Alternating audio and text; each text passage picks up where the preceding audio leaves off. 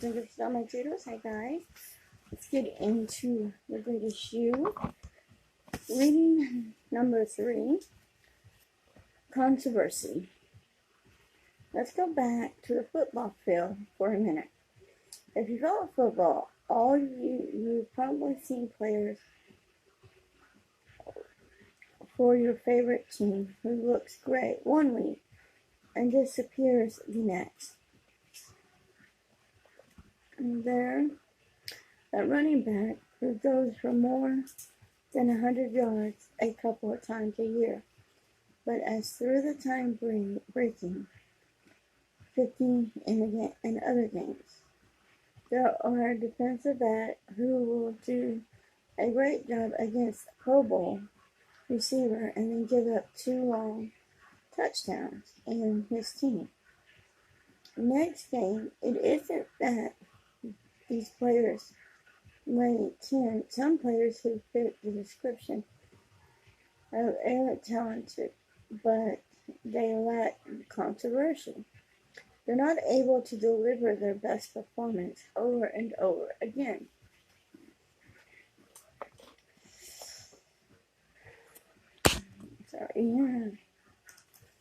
On the other hand, you see people do much, much more with controversy, less than raw talent. This kind of thing happens all the time.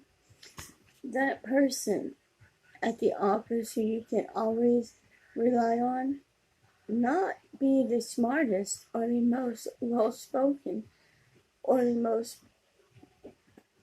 person you ever met, but she always delivers excellent work, and she's the go-to person when the stakes are the highest.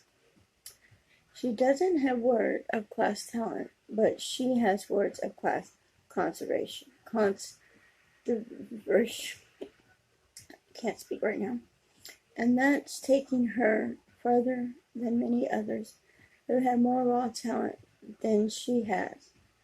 I see this in my own field. I don't think I'm the most talented speaker in the world. I've seen some speakers out there who will blow me away on any given day. I'm not the best speaker. I'm not the best YouTuber. I'm not the best TikToker. I'm not the best in anything. But I have controversy, and I do try. And trying takes time. Practice doing something will help out as well. But I think I am absolutely one of the most considerate when it comes to living my purpose and providing people with a message they can really rely on. Look at it in this way. If I started this book by inspiring you to become the best version of yourself, then switch that message to teach you how to screen the system. Then switch to telling you to give up because life is just too hard. And then went back to be the greatest you message you possibly quite this book away before I got to that last post. The message would be so insignificant that you couldn't count on me for anything. And if you were, then since the world would soon be providing you the same way. Think about your favorite place to do. Do you have a favorite restaurant? If you do, that place is probably your favorite because you're always going to get a great meal there. Mine is Arby's. If the food was fantastic sometimes, while other times it's only okay and occasionally. It was really bad, you possibly wouldn't want to keep going there, right? It's the controversy of the place that makes you love it. And when I'm talking about controversy with the championshipment. I'm talking about being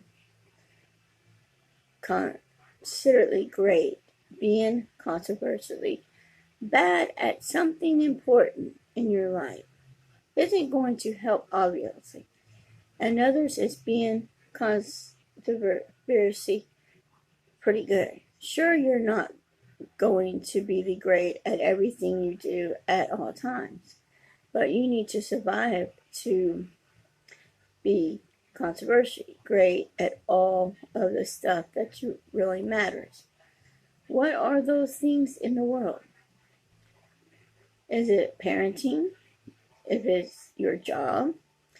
Is it helping out in the community? Whatever these things are, and the point in the bad, you should have a pretty good idea. You need to make sure your controversy at the top of the game. People should never have to wonder what they're going to get from you or who you are going to be from day to day. For some people, if, like Trent was saying, he knew not being a professional football player. For me, I had so many things I wanted to do and I'm not good at, but right now I am writing a book. And the name of my book is Was It Love at First Sight? Came up with the name of it yesterday, but I already came up with 6 chapters. I'm working on chapter 7 now. And I kept thinking, what can I name this book? I don't know, I could be an author. I could write a book. Maybe that's what my purpose on earth is for. My purpose in life is, like Trent was saying, everybody has a purpose. Well, maybe my purpose is sitting down, because I love to write, I love to read, and maybe sitting down writing a book and reading is what I'm supposed to be doing. So, I wanted to, another thing that I have thought about doing is going to schools and talk about sex and getting pregnant and drugs and that things are bad and things are good for you. I'm not going to say having sex is bad, but there's consequences.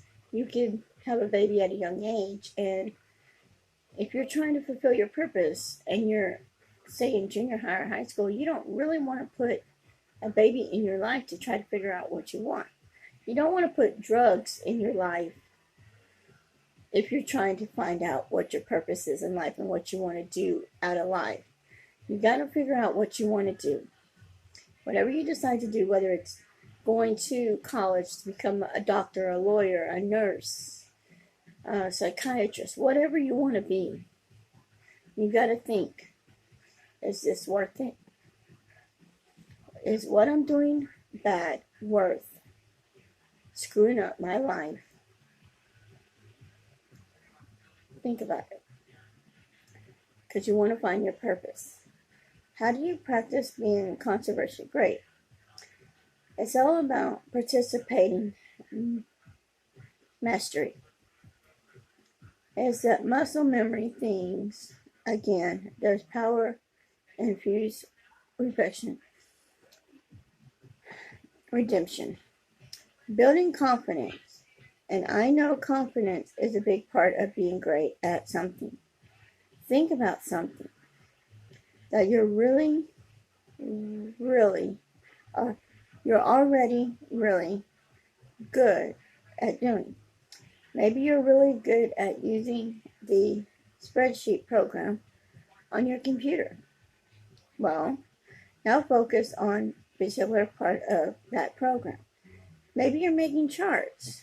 Now get a grade at making charts as you possibly can. Watch a bunch of YouTube videos and read everything you can find online about it. Practice this to the point where you're an absolute pro at it and you can make great charts every time. What you're getting from this exercise is the training to be controversially great at everything you put your mind to it.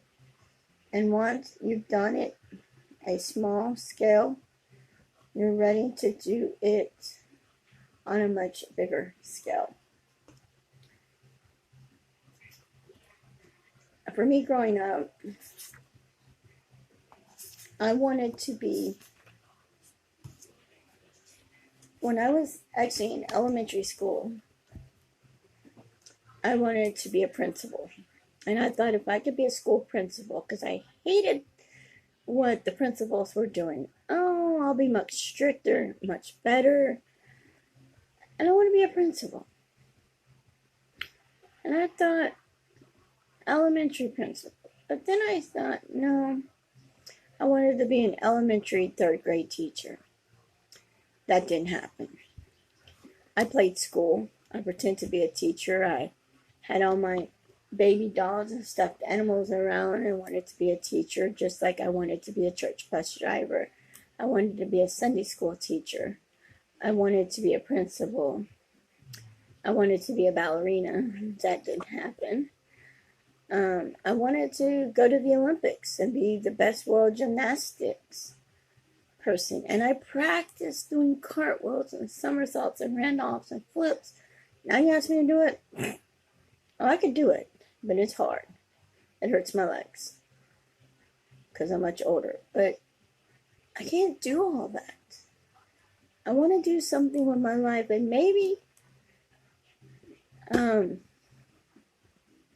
writing a book would be good. I know we're almost done with this book, and then I'll be starting a new series for Blab Blab Tuesday. I'm just going to say, if you are new to my channel, welcome, welcome, welcome. Hit that subscribe button and give me a 30-day free trial. Let's get out there and work on our purpose. Let's find our purpose in life. Because I think I might have just found mine. But I don't know. We shall see when this book is done and published. If I get a lot of readers and a lot of buyers, then I know my purpose is writing. Until next time, guys. I love you. Don't forget to like, comment, subscribe. Love you guys. Bye.